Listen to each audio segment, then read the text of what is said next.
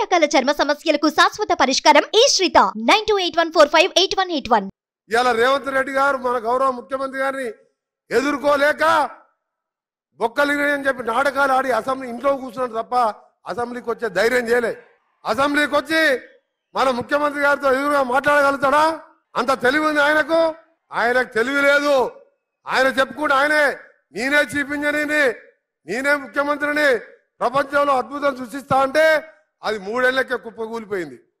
అద్భుతం పోయింది, అది పోయింది. పదవి పోగానే బొక్కలిరిగి కుర్చీలో పడ్డాడు. ఆయన వచ్చి రేవంత్ రెడ్డి గారితో కొట్లాడాలని మొక్కలు లేక హరీష్ రావు ముందు పెడతాడు. హరీష్ రావు దగ్గర ఏమున్నది? ఆయన చెప్తాడు ఇంట్లో ఉంటాడా? ఈయన పైసలు వర్కులు ఇస్తే ఆయన దగ్గర కమిషన్ తీసుకొచ్చి ఈయనకు అప్పచెప్పాలి. ఆయన పరి ఆయనతో మాట్లాడాలి. అందుకనే సోదరులారా, మన కేటీఆర్ గారు కూడా గతంలో ఒక మాట అన్నాడు. రేవంత్ రెడ్డి గారు మా కేసీఆర్ కాలి గోటికి సరిపోరంటే తెల్లారి నేను ఒక మాట అన్నా. కేసీఆర్ గారు కాంగ్రెస్ టీడీపీ పుణ్యవాణి మంత్రి డిప్యూటీ స్పీకర్ అయితే నువ్వు బటాబటి 80 ఓట్లతో ఎమ్మెల్యేగా అయినావు.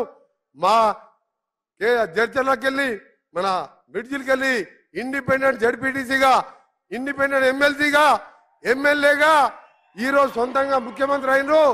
నీ కుటుంబం మొత్తం కూడా ఇవాళ మా రేవంత్ రెడ్డి మా ముఖ్యమంత్రి గారి ఎడమ గారి గోటికి కూడా సరిపోరే ఒక మాట చెప్పిన.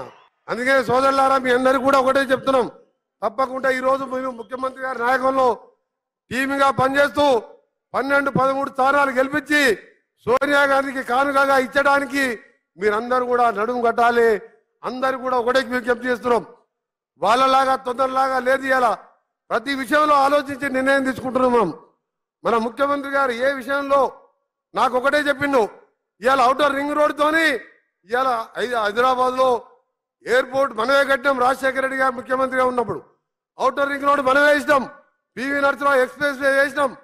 అందుకనే ఇవాళ పెద్ద పెద్ద కంపెనీలు వచ్చి లక్షల మంది ఉద్యోగాలు వచ్చిన ఐటీ ఉద్యోగులు అన్నారు. నువ్వు ఎట్లానే చేసి RRR రోడ్ గురించి మొత్తం పూర్తి చేస్తే అదొక హైదరాబాద్ గేమ్ చేంజర్ అయితే ఇవాళ సూపర్ గేమ్ చేంజర్ గా 70% తెలంగాణ ఆ రోడ్డుతో మన తెలంగాణ ముఖ చిత్రం మారిపోద్దని చెప్పిండు.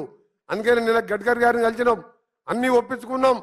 ముఖ్యమంత్రి గారి నాయకత్వంలో త్వరలోనే టెండర్లు పిలిపించి రీజనల్ రింగ్ రోడ్ కూడా పూర్తి చేస్తామని వచ్చే 3-4 సంవత్సరాలు దాన్ని కూడా పూర్తి చేసి తెలంగాణ అభివృద్ధిలో ఉంటాం.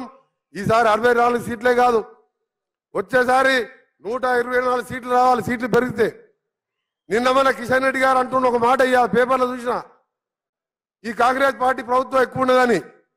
కిషన్ రెడ్డి 5 ఏళ్ళు కేంద్ర మంత్రిగా 100 రూపాయలను తెచ్చుకున్నవారు సికింద్రాబాద్ పార్లమెంటుకు. నువ్వు చేతగారి మినిస్టరు, మూసీ గురించి ఆలోచించినవా? కేంద్ర ప్రభుత్వం నీ చేతుల్లో ఉన్నది.